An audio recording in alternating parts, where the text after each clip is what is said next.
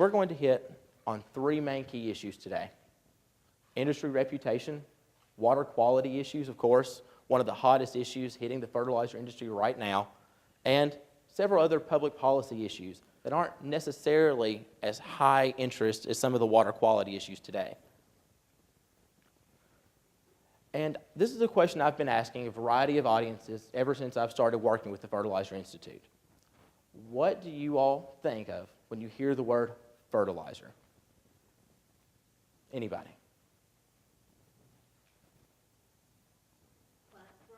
Plant growth?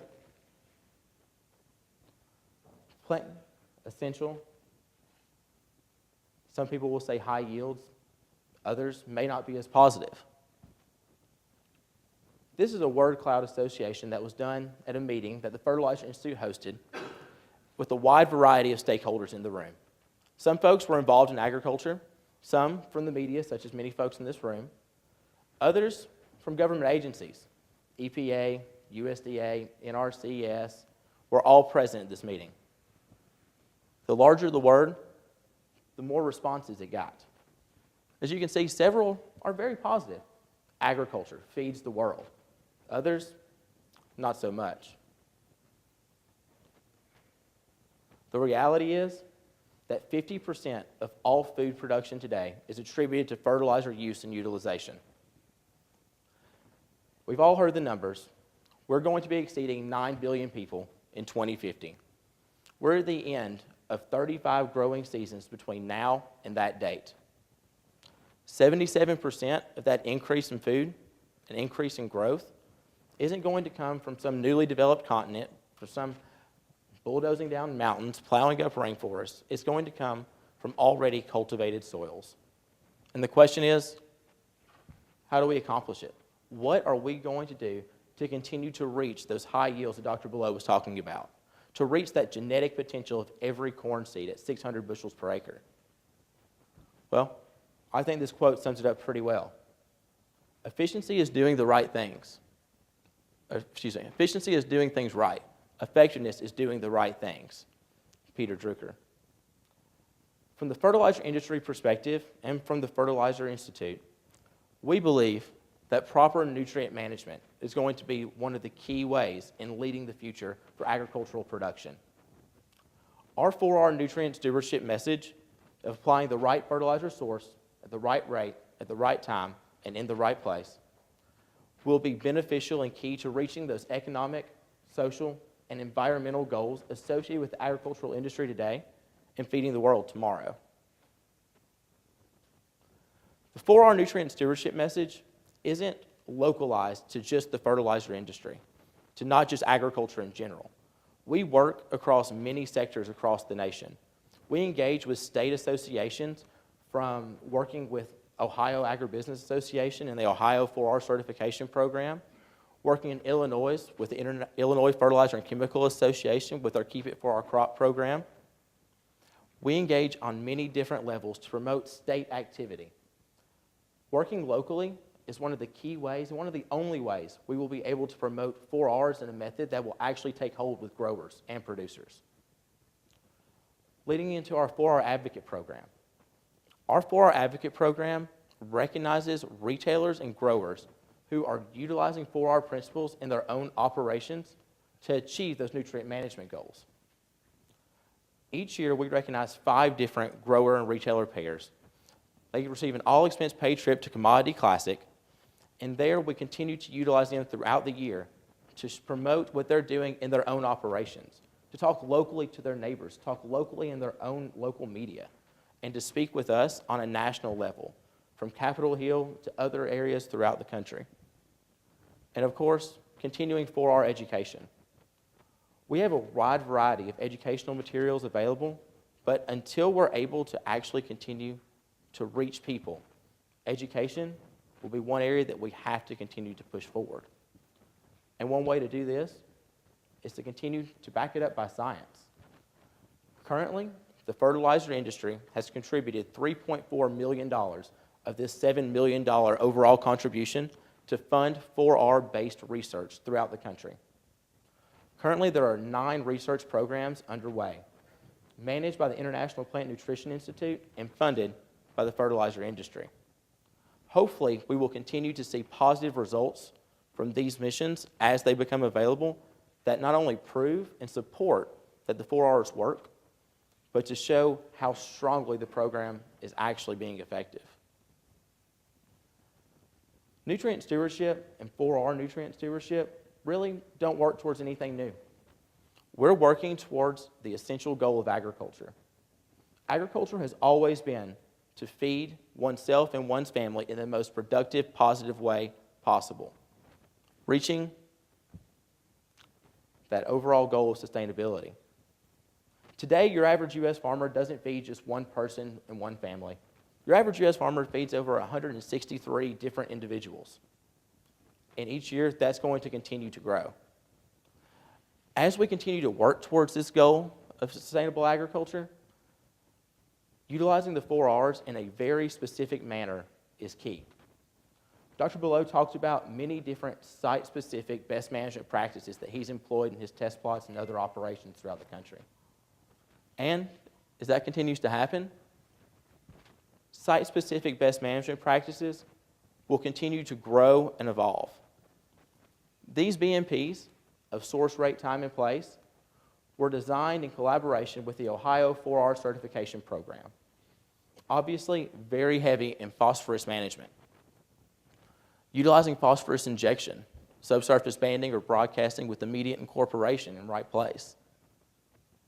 Right time, don't apply phosphorus on frozen or snow-covered ground. Don't worry, we're going to hit nitrogen too. But working through with Ohio and some of the issues that they're facing in Lake Erie today, one of the hottest spots in the country, and we all know why. Algal blooms on record.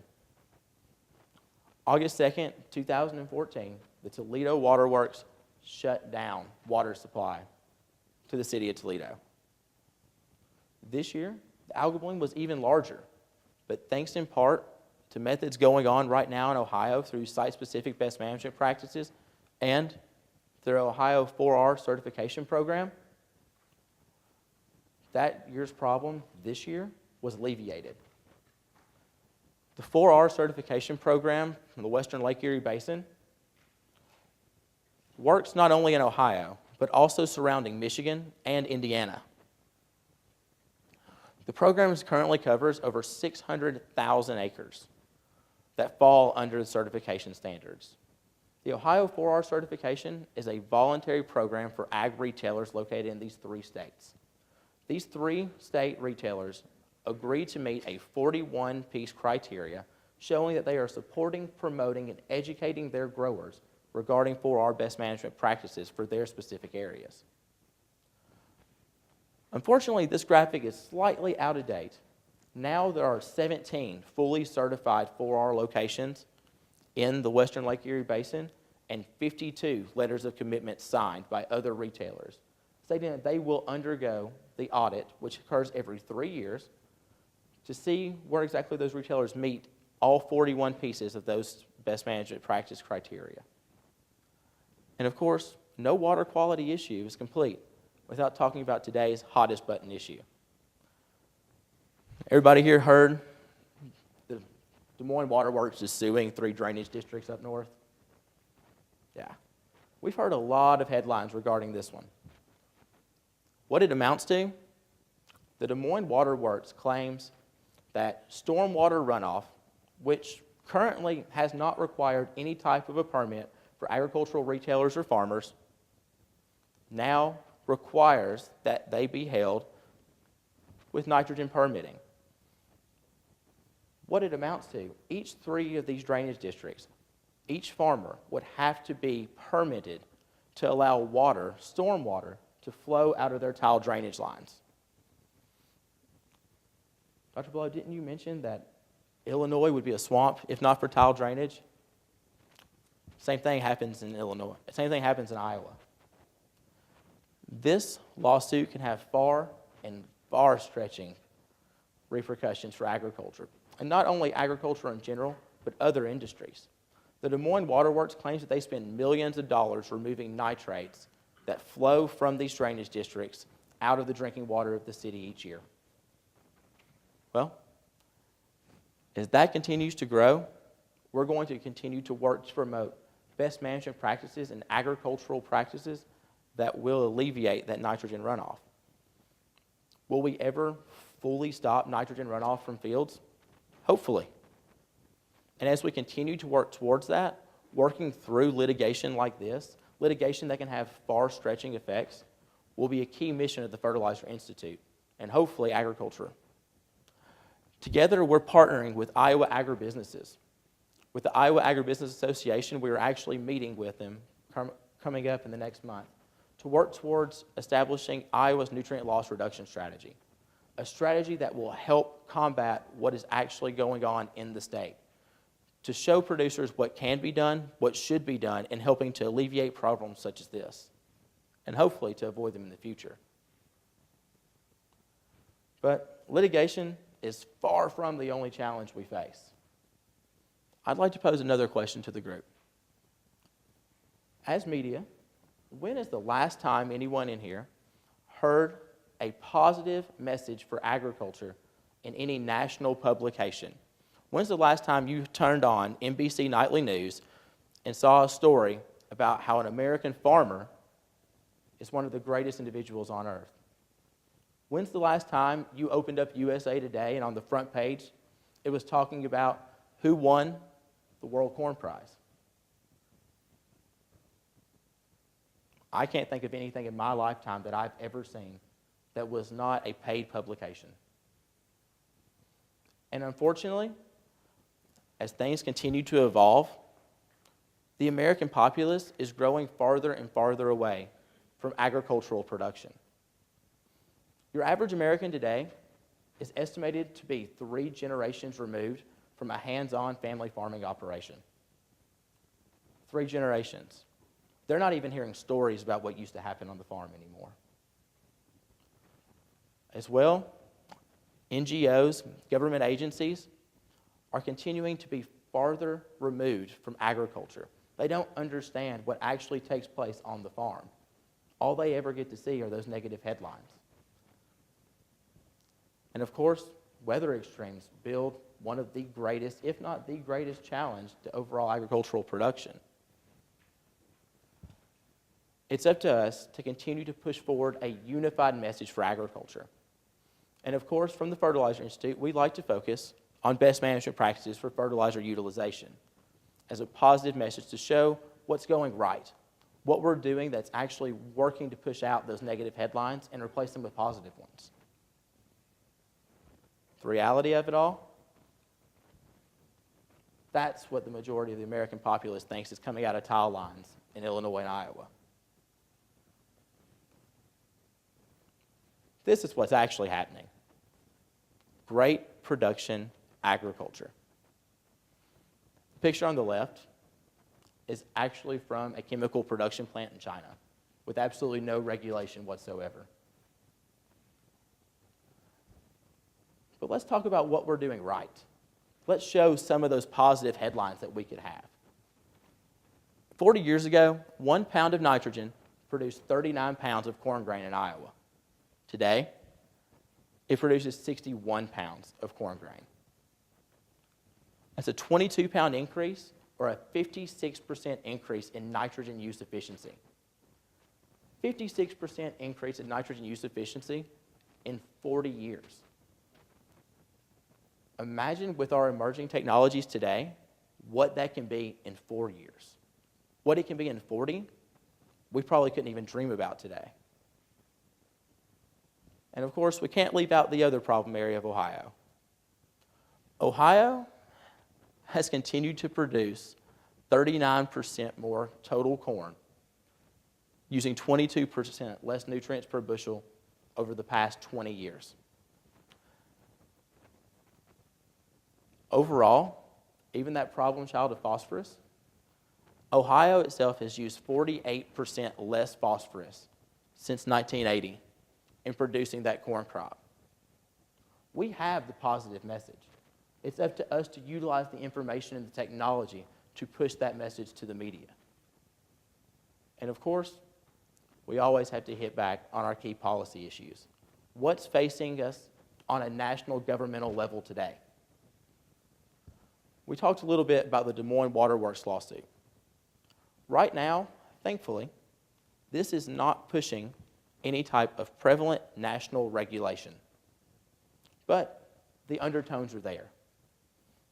Folks in our policy shop, as well as other agribusiness trade associations across the Capitol, are working to ensure that legislators are educated about what's happening in Iowa and what's being done to prevent it from continuing to happen.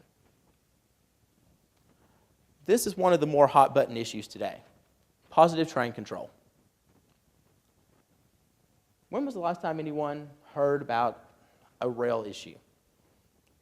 Train going off the rails in Philadelphia, unfortunately. Train explosion from a derailment in West Virginia. These things have happened. And now there is actual legislation on the table to enforce positive train control. Positive train control would install positive to prevent collisions and derailments on passenger rail corridors that also carry toxic inhalants. For agriculture and for fertilizers, includes ammonia. In fact, all Class 1 rail systems have declared that they cannot comply with the December 31st deadline to implement positive train control on all railways and all cars passing through those areas. As such, all ammonia transportation, all anhydrous would cease before January 1st of next year. No spring application, no in-season application, and then the backlog could possibly be enormous. As such, we're working with many of our partners in transportation areas in Congress to continue to push for an extension. We understand that this is a very necessary issue facing the country, safety above all else. But we have to do it in a manner that's going to be productive for agriculture as well as for those train lines currently running. In focusing on safety, we continue to work with OSHA in pushing out PSM, or Process Safety Management. For the past several years, ag retailers have been exempt from process safety management when it comes to ammonia handling. Recently, OSHA has established a deadline for all ag retailers that handle ammonia to meet with chemical regulations following process safety management standards by December 31st. This affects 3,800 ag retail facilities in the country at an estimated $20,000 apiece to upgrade to the process of the standards.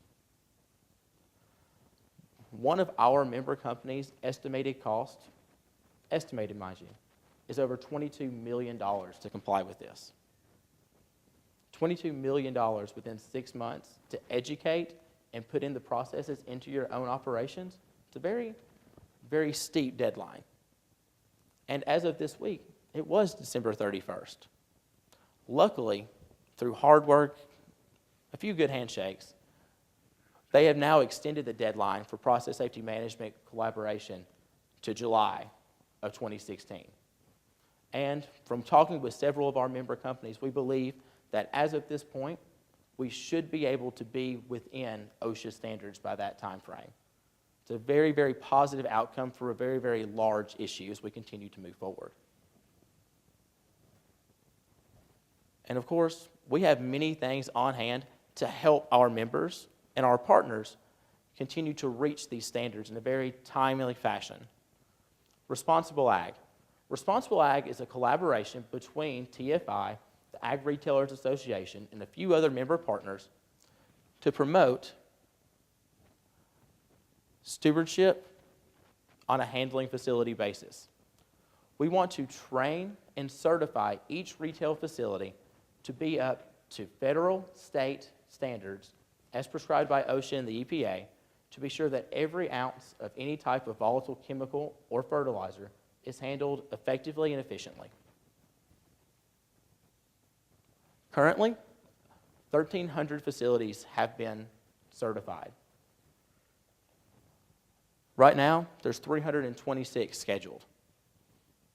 Out of a facility in Owensboro, Kentucky, our industry is training each other to become more compliant with federal standards in order to alleviate these policy issues that we are having to fight. Working together in a collaborative manner through agriculture, through Congress, and through other means across the country, hopefully we will continue to grow the industry, continue to promote nutrient stewardship, and continue to overall work towards those positive headlines. Thank you all very much for listening to me today, and I'll be happy to answer any questions.